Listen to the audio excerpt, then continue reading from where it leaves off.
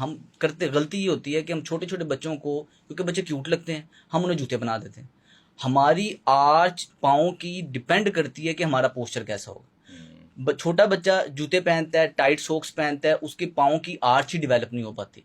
और हम नंगे ये पाँव रहना नंगे चाहिए। पाँव बच्चा रहे घर में, घर के इन्वायरमेंट में, साफ इन्वायरमेंट में स्किन का जमीन के साथ टच होना बहुत डॉक्टर जरूरी है। साहब, मेरे छोटा भाई साउथ अफ्रीका, उसने मुझे वीडियो भेजी और हमने एक प्रोग्राम भी उसके ऊपर किया कि वहाँ जो गोरे हैं ना, वो अपने बच्चों को स्कूल में नंगे पाँव भेजते हैं, और जो पाकिस्तानी इंडियन है उन्होंने डबल डबल जराबे पहन के शूज़ पहनाए होते हैं।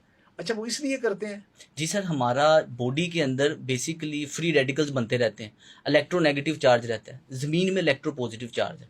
जैसे ही स्किन ज़मीन के साथ टच होती है, पाँव के नीचे सेंसर्स हैं, जिस तरह कीड़ों के सामने एंटीना लगा होता है, बच्चे के पाँव के नीचे सेंसर्स हैं। ये सेंसर्स तब ही स्टिमुलेट होंगे जब डायरेक्ट ज़मीन के साथ, ग्राउंड के साथ वो टच होगा। उसके अलावा पाँव की जो आर्च है वो बनेगी ही तब जब वो उसके ऊपर, पाँव के ऊपर बोझ अच्छा आएगा। डॉक्टर साहब, ये जो बच्चों को नंगे पाँव रखना है, मतलब दिन में एक दफ़ा ग्राउंड में चले जाएँ खेलना, वो काफ़ी है घंटा, या घर के फर्श के ऊपर भी चल सकते हैं, या कारपेट के ऊपर भी चल सकते हैं, या मिट्टी के साथ ही चलना ज़रूरी है? सर, 1.5 साल का बच्चा तब तक कोशिश करें कि उसको जूता ना पहनाए, वो नंगे पाँव रहे। जुराबें भी अगर कोशिश करें वो वाली पहनाए जो ढीली हों। बच्चों को जुराबें कई दफ़ा टाइट पहनाते हैं, उनकी आगे से उंगलियां दबी रहती हैं। इसकी वजह से बच्चा फिर टो वॉकिंग करता है। एक तो 1.5 साल तक बच्चे को घर में रखें नंगे पाँव, घर की प्रोटेक्टिव इन्वायरमेंट के अंदर फिरे, चाहे वो कारपेट ना हो, बस नंगी जगह हो। बीच में थोड़ा थोड़ा चेंज हो सकता है, सर्दियाँ हैं तो कारपेट पे रहे, थोड़ा सा ज़मीन के साथ भी टच रहे, क्योंकि मिट्टी अगर बाहर लेकर जाएंगे तो कईयों को हेल्थ कंसर्न्स होते हैं, नहीं जा सकते। एक तो ये करें। छोटे बच्चों को वॉकर्स में डालना इंतहाई नुकसानदेह है बच्चों के पोस्चर के लिए, क्योंकि कोर के मसल स्टेबल नहीं होते। हम समझते हैं कि बच्चा वॉकर में जाएगा तो जल्दी चलेगा, बच्चा जल्दी नहीं चलता, वो डिपेंडेंट हो जाता है, उसके पोस्चर के मसल्स वीक हो जाते हैं जो कि कमर को संभाल के रखते हैं।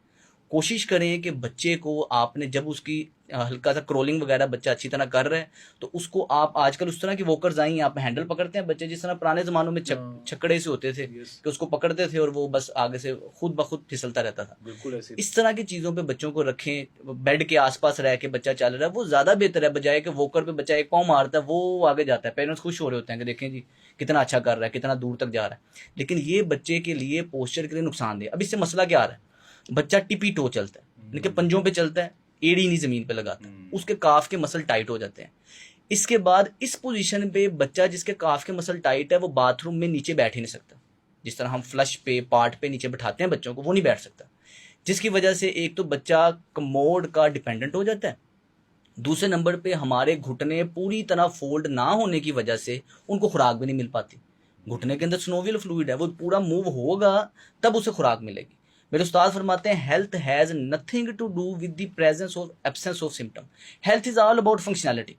अगर प्रॉपर तरीके से ज्वाइंट्स मूव नहीं कर पा रहे, इसका मतलब यह है कि कोई ना कोई मसला ज़रूर है, कोई ना कोई हेल्थ कंसर्न इसको अभी नहीं है, आगे होगा।